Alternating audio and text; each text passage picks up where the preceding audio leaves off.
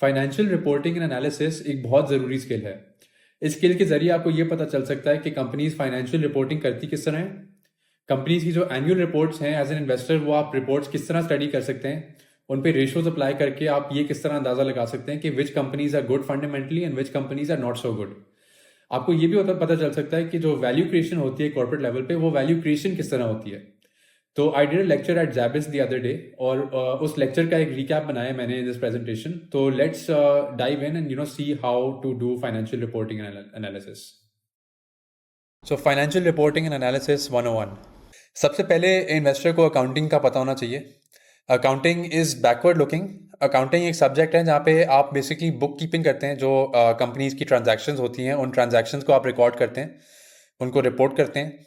और आजकल जो है ये जो कंपनीज करती हैं काम, ये काफ़ी हद तक ऑटोमेट हो गया। तो कंपनीज ने enterprise resource planning ERP software लगाया होता है, और रेगुलर बेसिस पे कंपनीज ये रिकॉर्ड कर रही होती हैं, और वो रिकॉर्डिंग जो है वो बेसिकली कंसोलिडेट होती है। और फिर वो फिर क्वार्टरली रिपोर्ट्स, मंथली रिपोर्ट्स बनती हैं, उसके बाद फिर क्वार्टरली रिपोर्ट्स बनती हैं, फिर एनुअल रिपोर्ट बनता है। तो एज एन इन्वेस्टर जो आप क्वार्टरली और एनुअल रिपोर्ट्स पढ़ते हैं, बिहाइंड द सीन्स बेसिकली ये सब हो रहा होता है। तो कुछ कंपनीज मैन्युअली भी करती हैं, जो छोटी कंपनीज हैं, बट जो आपकी बड़ी मल्टीनेशनल्स हैं, लकी एंग्रो की तरह, ये लोग जो है बेसिकली इन्होंने काफ़ी जो है ना डिजिटाइज किया हुआ है। सबसे पहले आपको अकाउंटिंग इक्वेशन की को समझने की ज़रूरत है। अकाउंटिंग इक्वेशन होती क्या है? तो आप अगर कंपनी की आप एक्टिविटीज़ देखें तो एक साइड पे एसेट्स होती हैं। उन एसेट्स में प्लांट, मशीनरी, लैंड, इस तरह की चीज़ें शामिल होती है, और इन एसेट्स के ज़रिए कैश फ्लो जनरेट करती है कंपनी। दूसरे साइड पे जो है ना, तो जो एसेट्स हैं वो बेसिकली एक यूज़ ऑफ कैश है। फिर फाइनेंसिंग साइड पे basically which is a source of cash, उसमें आपके पास लाइबिलिटीज़ और इक्विटी आ जाती है। तो लाइबिलिटीज़ क्या होती हैं? Liabilities are short term and long term.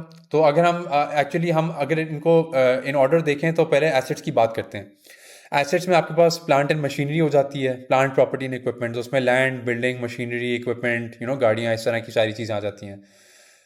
उसके बाद फिर आपके पास करंट एसेट्स आ जाती हैं। तो current assets are basically inventories, receivables.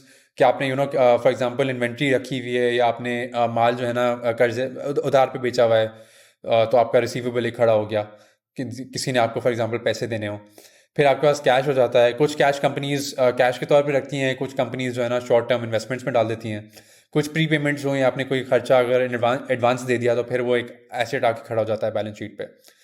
और फिर आ जाता है आपके पास इंटेंजिबल एसेट्स। तो इंटेंजिबल एसेट्स पे आपके पास गुडविल, पैटर्न्स, इस तरह की चीज़ें जो आपकी बड़ी, फॉर एग्जांपल यूनिलीवर टाइप की कंपनीज हैं, इनके पास बहुत सारी ब्रांड एक्विटी होती है। तो वो brand equity is basically intangible asset. तो I am not going to go into detail कि वो रिकॉर्ड किस तरह होती है, but you just should know कि इस तरह के एसेट्स बेसिकली होती हैं। और आपको ये भी समझने की ज़रूरत है कि एसेट्स आपके पास शॉर्ट टर्म होती हैं और लॉन्ग टर्म होती हैं। तो जो करंट एसेट्स हैं वो बेसिकली उनकी लाइफ लेस देन 1 ईयर होती है, और जो लॉन्ग टर्म एसेट्स होती हैं, लाइक फॉर एग्जांपल मशीन हो गई, या फिर लाइक ये लैंड एंड बिल्डिंग हो गई, ये इनकी they have a longer life. फिर लाइबिलिटी साइड पे देख लेते हैं। तो लाइबिलिटी साइड पे करंट एसेट्स आती हैं आपके पास। तो उसमें accounts payable, short term financing. तो फॉर एग्जांपल अगर आपने कोई माल, कोई चीज़ें आपने क्रेडिट पे ली हों, तो वो बेसिकली आपकी एक लाइबिलिटी खड़ी हो जाती है। फिर शॉर्ट टर्म फाइनेंसिंग हो गया, आपने बैंक से एक शॉर्ट टर्म लोन ले लिया डे टू डे ऑपरेशन चलाने के लिए। फिर नॉन करंट एसेट्स में आपके पास आती हैं लॉन्ग टर्म फाइनेंसिंग, लाइक आपने कोई प्रोजेक्ट लगाने के लिए आपने बैंक से लोन लिया। फिर लीज लाइबिलिटीज़ आ जाती हैं, आपने कोई लैंड लीज की हुई हो। तो ये एग्जॉस्टिव लिस्ट नहीं है, बट इसमें मैंने कोशिश की है कि काफ़ी मैं एग्जांपल्स कवर करूँ। फिर आपके पास इक्विटी आती है। तो liabilities is basically one source of cash, one source of financing. This is basically your current and non current liabilities. तो इसमें कुछ फाइनेंशियल होती हैं, कुछ नॉन फाइनेंशियल होती हैं। और उसके बाद फिर आपके पास इक्विटी हो जाती है। तो इक्विटी वो चीज़ है जो बेसिकली शेयर होल्डर होता है ना, वो बेसिकली उसकी अमानत है। तो उसमें कॉमन शेयर्स आ गए, प्रेफर्ड शेयर्स आ गए। मैं ज़्यादा इस पर डिटेल मैं नहीं जाऊँगा। आप लोग एनुअल रिपोर्ट्स पढ़ के इन्वेस्टोपीडिया जैसी वेबसाइट पे आप पढ़ सकते हैं कि इनकी क्या डिटेल्स हैं। But common shares are basically जिनमें गारंटीड पेमेंट्स नहीं होती। फॉर एग्जांपल आपके पास वोटिंग राइट्स होती हैं, आप बेसिकली ओनर होते हैं इस कंपनी के। प्रेफर्ड शेयर्स ये होते हैं जिसमें आपके पास गारंटीड कैश फ्लोज होते हैं, गारंटीड डिविडेंड्स, या जो भी कह लें आप। फिर आपके पास रिटेन अर्निंग्स होती हैं। तो जो कंपनी फॉर एग्जांपल प्रॉफिट कमाती है, वो प्रॉफिट या तो कंपनी रखती है अपने पास, और लाइक वो प्रॉफिट डिसाइड करती है कि वो रीइन्वेस्ट करते हैं बिजनेस में, या फिर वो डिविडेंड दे देती है। तो जो डिविडेंड है वो फिर इक्विटी से डिस्ट्रीब्यूट हो जाती है, बट जो कंपनी रिटेन करती है ना वो बेसिकली इक्विटी साइड पे एक्यूमुलेट हो जाती है। तो हमने अब अकाउंटिंग की बात कर ली। अब now let's talk about corporate finance. Corporate finance एक सब्जेक्ट है जहाँ पे हम एक फॉरवर्ड लुकिंग बेसिस पे चीज़ों को देखते हैं। तो उस पर आप देखते हैं कि planning, forecasting, company value creation किस तरह कर रही है, ये सारी चीज़ें आपने बेसिकली इनको स्टूवर्ड करना होता है। तो अगर आप अल्टीमेट गोल की बात करें तो अल्टीमेट गोल ये होता है कि जो कंपनी का शेयर होल्डर है, उस शेयर होल्डर की वैल्यू किस तरह मैक्सिमाइज करनी है। तो उसमें आप ये देखते हैं कि यार आपकी जो यूसेज सोर्सेज ऑफ फाइनेंसिंग है, डेट और इक्विटी, वो आपने किस तरह बैलेंस करना है। आपने ज़्यादा कर्जा ले लिया तो फिर कंपनी का रिस्क प्रोफाइल बढ़ जाता है। अगर आप बहुत कम लेंगे तो आपकी जो कॉस्ट ऑफ कैपिटल है वो ऑप्टिमाइज नहीं होती। तो ये खैर थोड़ी थियोरेटिकल बातें हैं ये, बट मैं बस बिल्कुल बेसिक्स कवर करूँगा। उसके अलावा फिर आपके पास कैपिटल डिप्लॉयमेंट का ऑप्शन आता है कि आपने पैसे जो रेज किए हैं from your creditors and your share holders, वो आपने पैसा किस तरह डिप्लॉय करना है। तो आपने ट्रेजरी बिल्स में डालने हैं, या PIBs में डालने हैं, पाकिस्तान इन्वेस्टमेंट बॉन्ड्स में, या आपने कोई नया प्रोजेक्ट लगाना है, या फिर अगर वो उस कैश का कोई अच्छा यूज़ नहीं हो तो फिर मैं वो शायद शेयर्स बाय बैक कर लूँ, या मैं वो जो पैसे हैं वो बेसिकली मैं पे आउट कर दूँ अपने शेयर होल्डर को एज अ डिविडेंड। फिर आपके पास आता है फाइनेंशियल प्लानिंग। तो उसमें आप भी देखते हैं कि लाइक आपकी जो like day to day operations हैं, सेल्स हो गई, कॉस्ट हो गई, ये सारी चीज़ें इन कंट्रोल हैं या नहीं है। तो फाइनेंशियल प्लानिंग एंड एनालिसिस का एक एक वो भी बना हुआ है, एक it's a field, it's a very popular field for lot of people these days.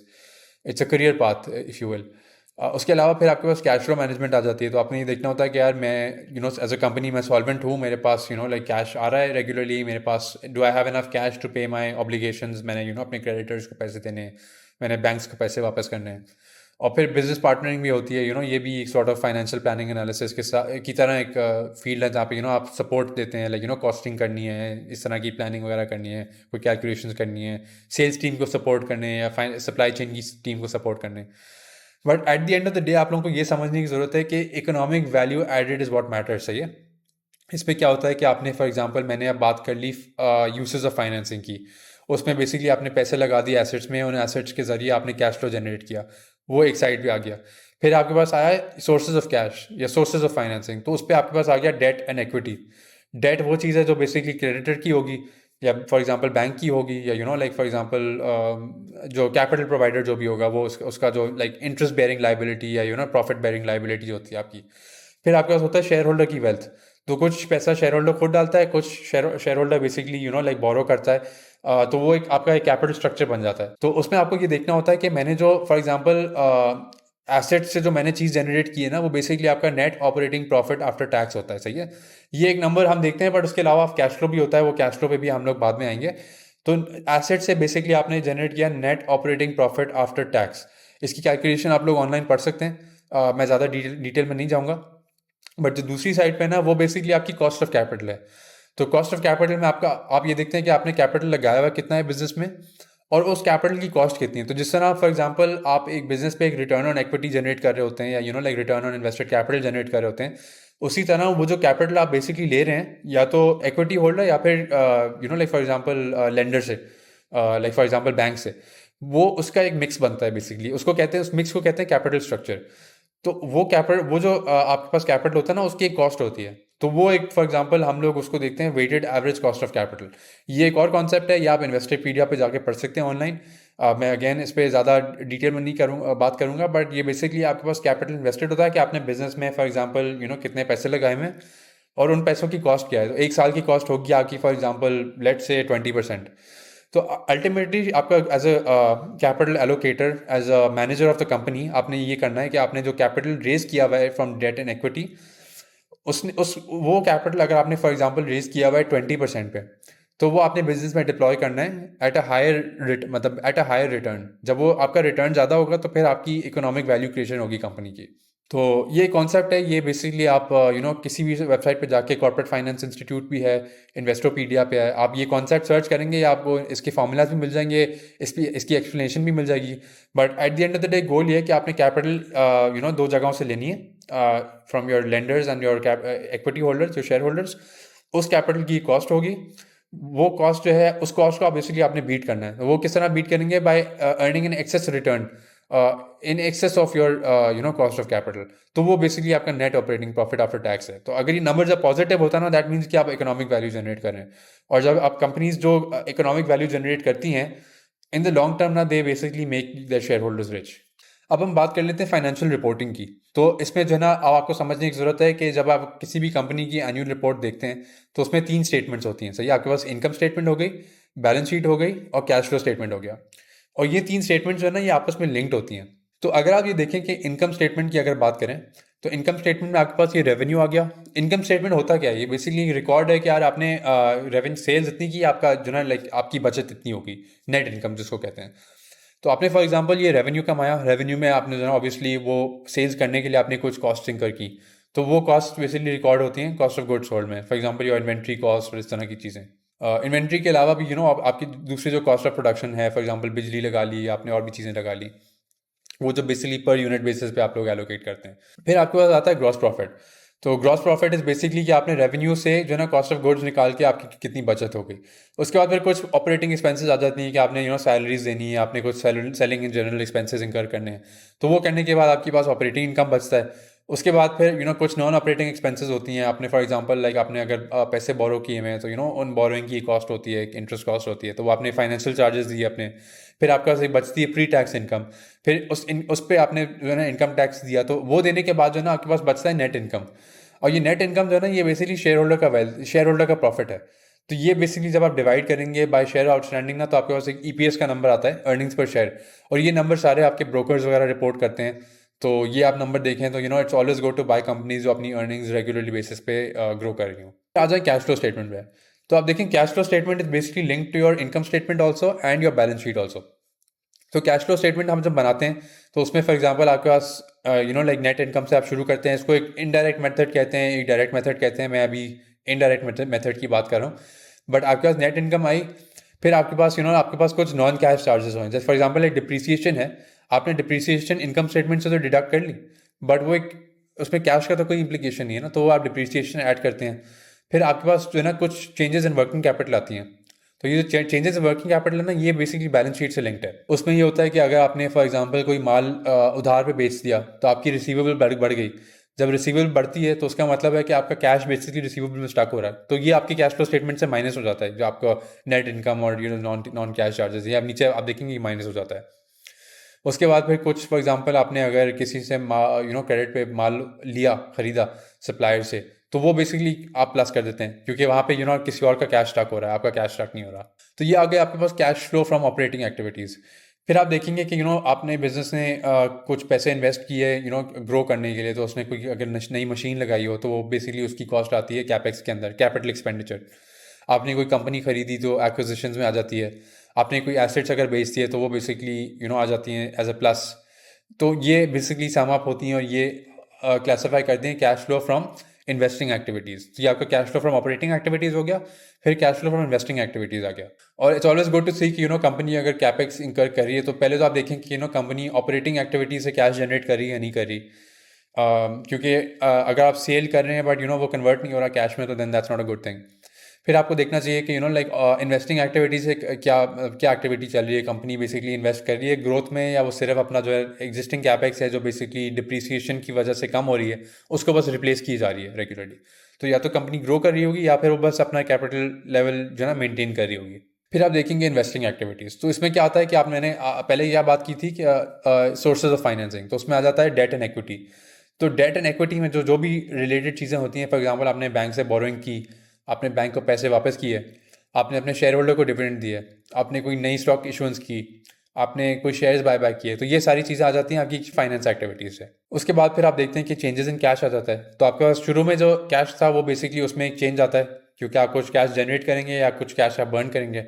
तो वो जो नेट नंबर होता है वो बेसिकली दोनों साम होते हैं। और फिर आपके पास एक नंबर आता है cash at the end of the year. तो जो बैलेंस शीट में कैश का नंबर आता है ना, राइट ओवर हियर, ये कैश का नंबर बेसिकली यहाँ से फीड होता है। सही है। उसके बाद फिर हम देखते हैं कि बैलेंस शीट में क्या क्या चीज़ें हो रही हैं। तो बैलेंस शीट में आपके पास एसेट्स होती हैं और लाइबिलिटीज़ होती हैं। सही है। लाइबिलिटीज़ आप बेसिकली आप एक तरह से कह सकते हैं, आई एम नॉट श्योर कि अगर ये टेक्स्ट बुक डेफिनेशन सही होगा या नहीं, but you can think in terms of usage, sources of financing and usage of financing. तो एक जगह आपके पास एसेट्स आए, सही है, एसेट्स आपने यूज़ किए कैश जनरेट करने के लिए, प्रॉफिट जनरेट करने के लिए। लाइबिलिटी साइड पे आपने कुछ माल उधार पे लिया, आपने कुछ पैसे शॉर्ट टर्म बैंक से लिए, कुछ पैसे आपने लॉन्ग टर्म बैंक से लिए, कुछ आपने लाइक लैंड शायद लिए हो लीज पे, आपने कुछ अपने शेयर होल्डर से कुछ स्टॉक इशुएंसेस की हों, कुछ प्रेफर्ड स्टॉक होगा, कुछ आपने रिटेन अर्निंग्स रखी हो कंपनी के अंदर। तो बेसिकली आप लाइक ये if you think in finance in terms of usage of cash and sources of cash ना, तो it will become very simple to you. अब हम देखें फाइनेंशियल एनालिसिस किस तरह करते हैं। फाइनेंशियल एनालिसिस बहुत ज़रूरी स्किल है, क्योंकि as an investor you should always know कि कंपनी को किस तरह स्टडी किया जाता है। How do we figure out कि कंपनी अच्छी है या कंपनी इतनी अच्छी नहीं है। तो जब आप ये कर रहे होते हैं ना, तो firstly you should always look at the value chain.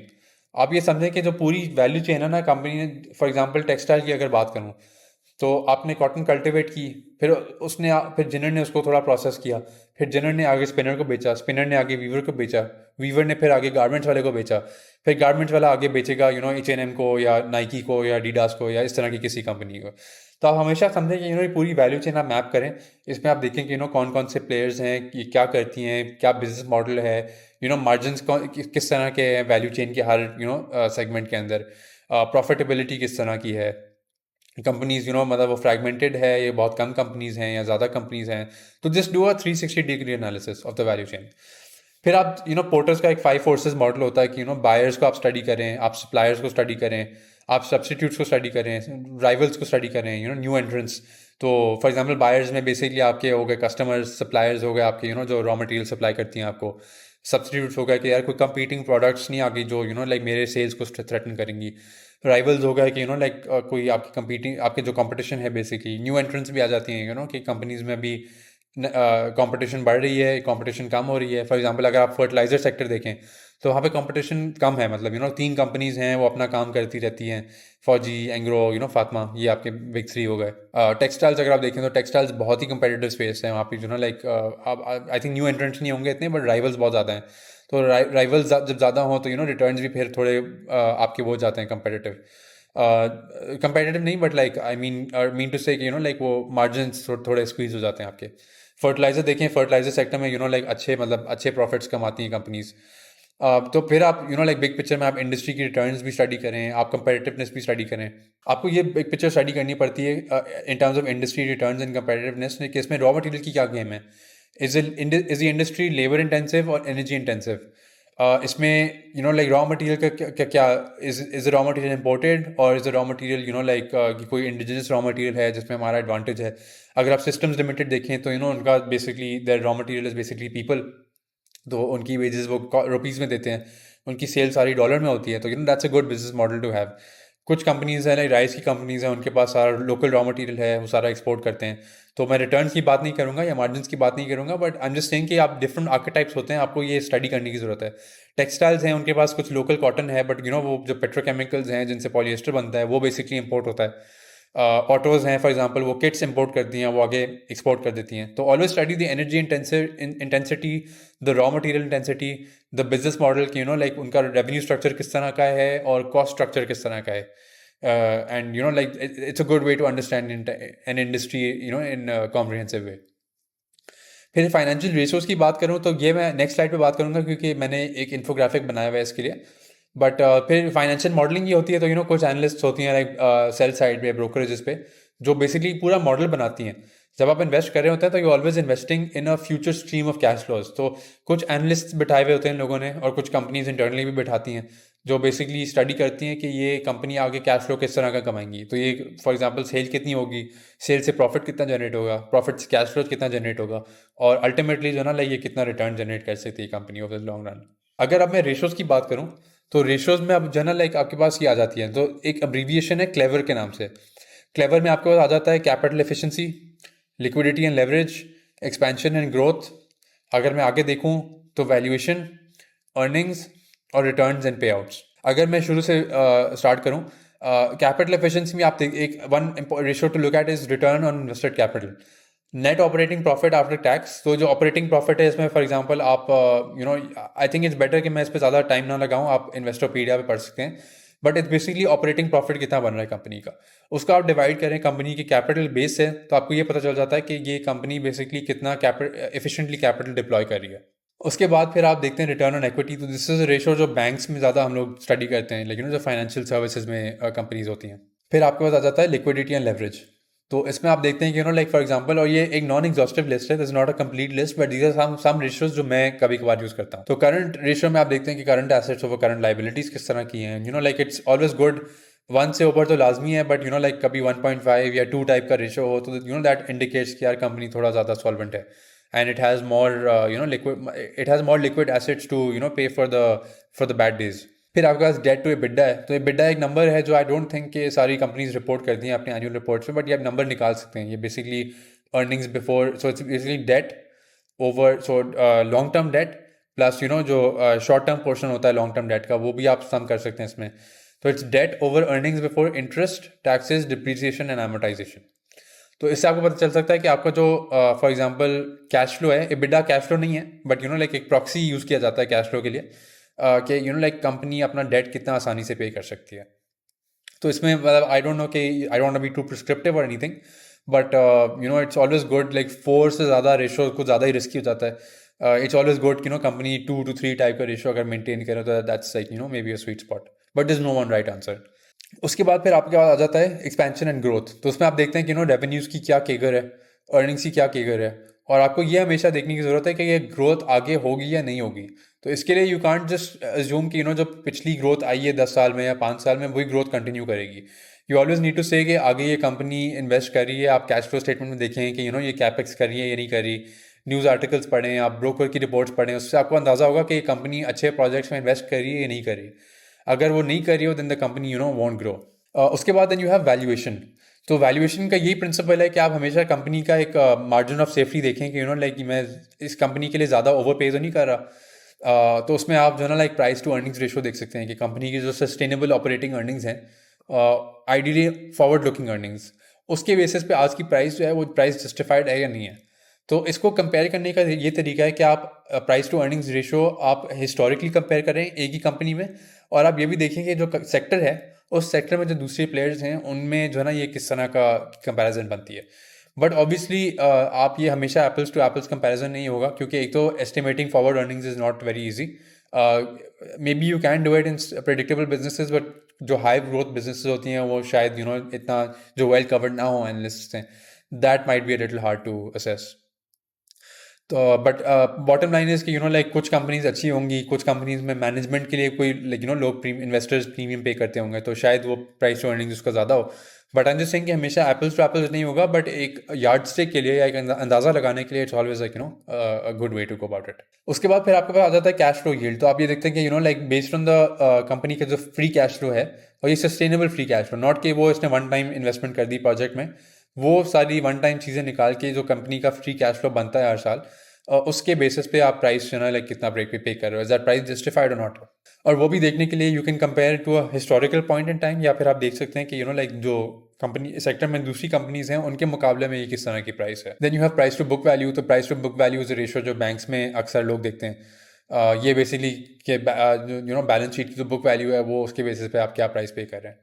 तो मतलब 1 से नीचे हो तो दैट मीन्स कि कंपनी शायद थोड़ा under value, but it's not a rule of thumb, क्योंकि अल्टीमेटली आई वुड से कि आप हमेशा एक रेशो ना यूज़ करें, always use like a few ratios just to see के वो मार्जिन ऑफ सेफ्टी कितना है। Margin of safety basically means कि आप जो है अगर आपको लगता है कि लाइक एक बड़ा अपसाइड है इन टर्म्स ऑफ वैल्यूएशन, लाइक वो 60% के डिस्काउंट पे या 50% के डिस्काउंट पे कंपनी ट्रेड कर रही है, तो कल को अगर वो आप गलत भी होते हैं, वो एक्चुअली नंबर 10-20% होता है, तो आपका कैपिटल बेसिकली सेफ रहेगा। फिर अर्निंग्स होती हैं। तो अर्निंग्स में बेसिकली आप एनुअल रिपोर्ट देख सकते हैं। तो एनुअल रिपोर्ट में ये नंबर्स ऑलरेडी अच्छी कंपनीज रिपोर्ट करती हैं, उनका जो 6 ईयर व्यू होता है ना एक, उसमें रिपोर्ट करती हैं कि ग्रॉस प्रॉफिट मार्जिन कितना है, ऑपरेटिंग प्रॉफिट मार्जिन है कितना है, एंड नेट प्रॉफिट मार्जिन कितना है। तो इसका भी ये है कि आप कंपनी को हिस्टोरिकली कंपेयर करें और आप इंडस्ट्री बेंचमार्क से कंपेयर करें, यही तरीका है कंपेयर करने का। उसके बाद फिर आपके पास आ जाता है रिटर्न्स एंड पे आउट्स। तो उसमें आप देखते हैं कि लाइक जो कंपनी ने साल में डिविडेंड दिया है, वो dividend as a percentage of price किस तरह का है, टोटल रिटर्न कैसा है। तो टोटल रिटर्न में आप देखते हैं कि शेयर प्राइस की जो अप्रिसिएशन हुई है,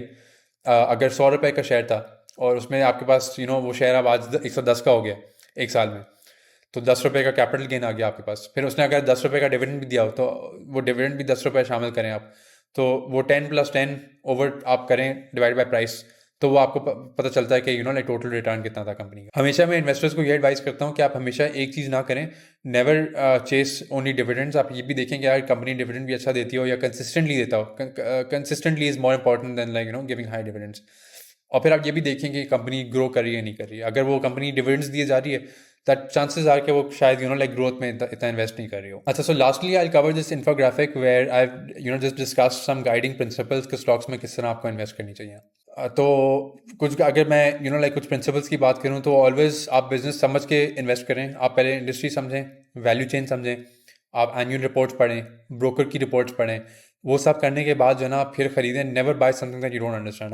अगर आपको बिजनेस मॉडल समझ नहीं आता, if you can't read about a company and explain about that company to a 10-year-old, then that means कि आपको बिजनेस समझ नहीं आया सही तरह से, और आपको फिर लाइक इन्वेस्टमेंट नहीं करनी चाहिए। आपको हमेशा समझ आना चाहिए कि कंपनी पैसे किस तरह कमाती है, उसका रॉ मटेरियल क्या है, उसके वैल्यू ड्राइवर्स क्या हैं, वो क्या खरीद के क्या प्रोसेस करके वो क्या आगे बेचता है, उसका कस्टमर कौन है। तो ये सारी चीज़ें ना you should understand as an owner of the company would. Always look at a stock like a business. तो आप हमेशा कागज़ का टुकड़ा नहीं ले रहे होते। You not never buying a certificate और एनीथिंग।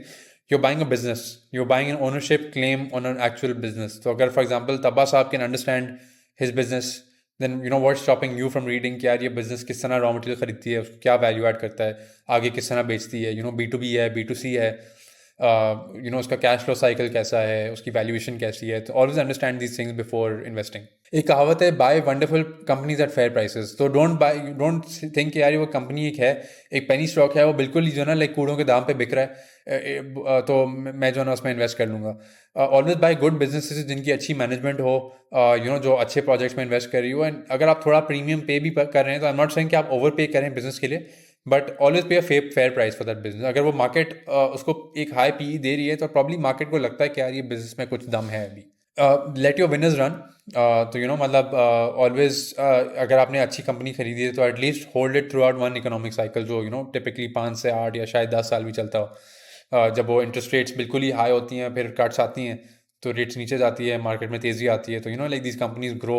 जब रेट्स कम होते हैं तो लाइक स्पेंडिंग भी बढ़ती है, डिमांड भी बढ़ती है, तो कंपनीज की प्रॉफिटेबिलिटी पे जो ना एक अच्छा असर पड़ता है।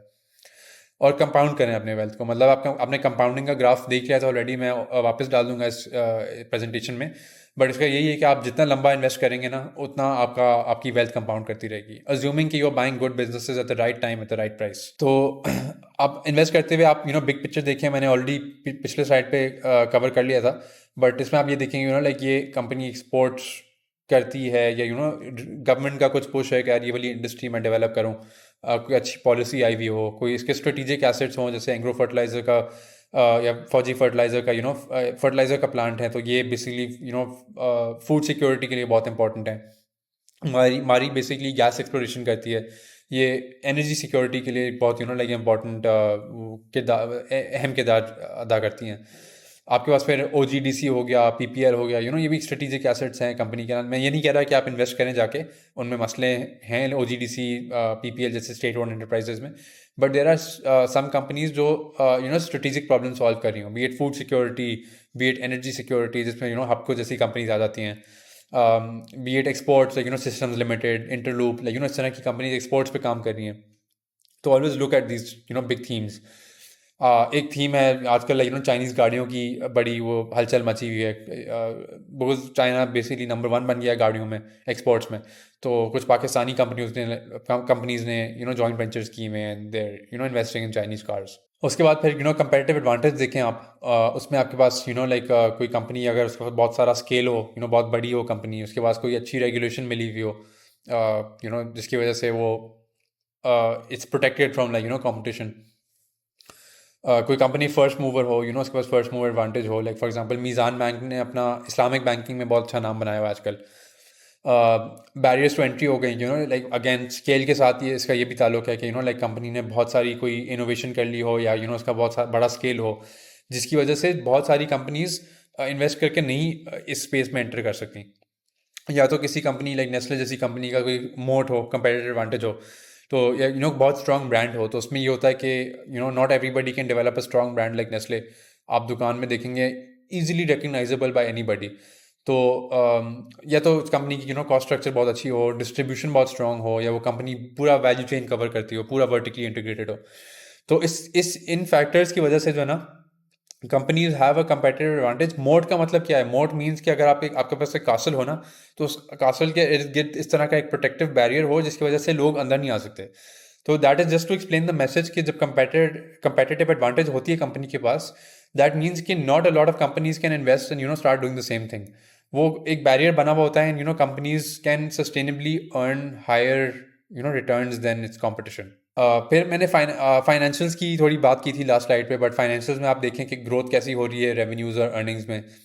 मार्जिन्स कैसे हैं? Gross margin, net margin, operating margin. Company के पास कैश है बैलेंस शीट पे या नहीं है, उसका करंट रेशियो कैसा है, उसके पास कैश कितना पड़ा हुआ है, उसका डेट एक्विटी रेशियो कैसा है। ज़्यादा अगर कर्जा कंपनी ने लिया हो तो दिवालिया का रिस्क बढ़ सकता है। उसके बाद फिर कंपनी कैश जनरेट करती है अपनी सेल्स से। So sales should be converted to cash, and मतलब sales should be converted to profit, profit is converted to cash. तो you just want to see sales से जो मैं कैश फ्लो के नंबर पे आ रहा हूँ, is that a good number, या फिर company is not very healthy in terms of cash flows. एक कैश कन्वर्जन साइकिल भी आता है नंबर, ये भी नंबर रिपोर्ट होता है एनुअल रिपोर्ट्स में। तो उसमें आप देखते हैं कि आपने जो इन्वेंट्री कितने दिन के लिए रखी हुई है, आपने रिसीवेबल्स कितने दिन के लिए रखे हुए हैं, आपने पेबल्स कितने दिन के लिए रखे हुए हैं। तो उसका एक जो फाइनल नंबर आता है ना, दैट बेसिकली मीन्स कि आपका पूरा कैश का साइकिल कितना लंबा चलता है। तो shorter cash cycle is better. कुछ अच्छी कंपनीज़ हैं बाहर, like Amazon for example. I am not sure कि आज उनका क्या हिसाब किताब है, बट आई रेड कि उनका बेसिकली नेगेटिव कैश साइकिल है, या नेगेटिव वर्किंग कैपिटल पे काम करते हैं कि आप क्रेडिट पे माल खरीदो और आगे जो है ना आप कैश पे बेचो। तो this is a good business model to look out for. उसके बाद फिर आप पे आउट पॉलिसी देखते हैं कि लाइक कंपनी डिविडेंड्स कितना देती है। Is it paying out too many dividends, और is it paying out enough and reinvesting the rest of the money in growth projects. तो डिविडेंड इन्वेस्टर के लिए डिविडेंड्स आर गुड, बट अगर आप growth चाहते हैं, अगर आप चाहते हैं कि मैं इस तरह की कंपनीज खरीदूँ जो एक्टिवली ग्रो कर रही हैं, then maybe it's a better idea कि आप जो है ना लाइक थोड़ा ग्रोथ की साइड पे भी तवज्जो दें। फिर आप एसेट बेस देख सकते हैं, कंपनी की एसेट बेस ग्रो कर रही है, is it investing in projects और नॉट। फ्री फ्लोट होता है, वॉल्यूम होता है, ये भी आप देख सकते हैं, ये PSX DPS पे नंबर रिपोर्ट होता है, और ट्रेडिंग व्यू पे आप देख सकते हैं लाइक वॉल्यूम किस तरह का आ रहा है कंपनी में। तो इट बेसिकली शोज़ के इन्वेस्टर इंटरेस्ट किस तरह की है। ये फ्री फ्लोट बेसिकली मीन्स कि ये कितने शेयर्स इसके जो है ना लाइक ट्रेड करती हैं एक्सचेंज पे। तो these are also numbers to look at. फिर वैल्यूएशन आ जाती है। I already talked about price to earnings, so I won't go into that again. मैंने फ्री कैश फ्लो की भी बात कर ली है, बुक वैल्यू की भी बात कर ली है। उसके बाद फिर ये कि हमेशा मैं लोगों को ये रेकमेंड करता हूँ कि आप वैल्यूएशन पे ज़्यादा ऑब्सेस ना करें, आप दूसरी चीज़ें भी देखें। Look at the quality of the business, the quality of the management, the technicals. ये सारी चीज़ों को मिला के आप फैसला करेंगे ना, तो you make a better decision. अब वैल्यूएशन पे बैठ के आप बना लें फाइनेंशियल मॉडल, कल को पता चले उस कंपनी की परफॉर्मेंस बिल्कुल ही उसने कुछ और कर दिया, मतलब कोई अच्छी इन्वेस्टमेंट आ गई, कुछ अच्छा प्रोजेक्ट आ गया, उसने इन्वेस्ट कर दिया, या उसने मतलब कोई छक्का मार दिया। तो it's always it's difficult to predict the future. तो इसलिए मैं कहता हूँ कि आप मार्जिन ऑफ सेफ्टी के लिए वैल्यूएशन का अंदाज़ा लगा लें, but don't get too fixated on it. And always compare multiples with a historical point in time, या फिर आप दूसरी कंपनी से कंपेयर करें, दूसरी companies in the same sector. उसके बाद फिर मैनेजमेंट इज़ रियली इंपॉर्टेंट। तो आपको ये देखना चाहिए कि मैनेजमेंट पढ़ी लिखी है, अच्छी उनकी क्वालिफिकेशंस हो, अच्छा एक्सपीरियंस हो, रेलिवेंट एक्सपीरियंस हो, बोर्ड ऑफ डायरेक्टर्स की भी अच्छी क्वालिफिकेशंस हो। आपको ये देखना चाहिए कि वो क्या अच्छे प्रोजेक्ट्स में इन्वेस्ट कर रही हैं। You can also look at insider trading and buybacks. So insider trading basically means कि this not the bad kind of insider trading, but it basically means insider buying कहूँगा इसको एक्चुअली, कि management ने अगर किसी कंपनी का stock खरीदा हो, दैट बेसिकली मीन्स कि उसको कोई वैल्यू नज़र आ रहा होगा स्टॉक के अंदर, बिकॉज उसको पता होता है कंपनी में क्या चल रहा है रोज़। तो दे हैव एन आइडिया कि कंपनी के अच्छे दिन आ रहे हैं आगे, या as a company struggling. Buybacks क्या होता है कि जब कंपनी अपने खुद के शेयर्स वापस खरीदती है। तो दिस बेसिकली हैपन जब कंपनी को लगता है कि यार उसने शेयर होल्डर को पैसे देने, पे आउट करने, और वो पे आउट करने का एक तरीका होता है कि जब कंपनी अपने शेयर्स खरीदती है वापस, तो शेयर की वैल्यू बढ़ जाती है। तो जो वैल्यू बढ़ती है तो एक कैपिटल गेन आ जाता है शेयर होल्डर के पास। उसके बाद then you can look at technicals. तो टेक्निकल्स पे मैं ज़्यादा टाइम नहीं लगाऊंगा, but I would always say कि आप अप ट्रेंड में ख़रीदें। लाइक कभी कोई कंपनी अगर डाउन ट्रेंड में इस तरह चल रही हो उसकी शेयर प्राइस, तो always it's counter intuitive. Obviously value investor कहेगा कि आप लाइक डॉलर कॉस्ट एवरेजिंग करें, बट मैं हमेशा रिकमेंड करूँगा कि आप लाइक अगर आप टेक्निकल्स की साइड पे ज़्यादा फोकस करते हैं, आप या तो आप ट्रेडिंग करते हैं, स्विंग ट्रेडिंग या पोजीशन ट्रेडिंग, तो in that case don't trade against the trend. हमेशा आप देखें कि लाइक उसकी प्राइस है वो बेसिकली एक सपोर्ट लेवल पे है, एक अच्छे लेवल पे है। उसके बाद फिर कोई अच्छा कैंडल स्टिक पैटर्न हो, या कोई अच्छा लाइक मतलब कोई लाइक वॉलेटिलिटी कॉन्ट्रैक्शन, ये इस तरह कोई पैटर्न बन रहा हो बेसिकली। और आप ये भी देख सकते हैं कि लाइक इंडिकेटर्स जो लाइक आपका मैकडी हो गया, आरएसआई हो गया, ये चीज़ें बेसिकली सपोर्टिव हैं या नहीं है। तो मैं टेक्निकल पे ज़्यादा टाइम ज़ाया नहीं करूँगा, because this is a holistic presentation, और मैं टेक्निकल्स पे हमें अलग से कवर करूँगा, because it's not relevant to financial reporting and analysis. This is just to understand कि ये एनालिसिस किस तरह करते हैं and how to find good companies. तो having said all of that, I think let's wrap up the video. I hope आप लोगों को ये वीडियो इन्फॉर्मेटिव लगा हो। ये दिस वाज एन ओवरव्यू। अगर आप लोगों के पास कुछ सवाल वगैरह हो, इफ़ यू वांट कि मैं किसी चीज़ पे एक डीप डाइव करूँ, तो let me know in the comments, and I will make it in a future video इंशाल्लाह।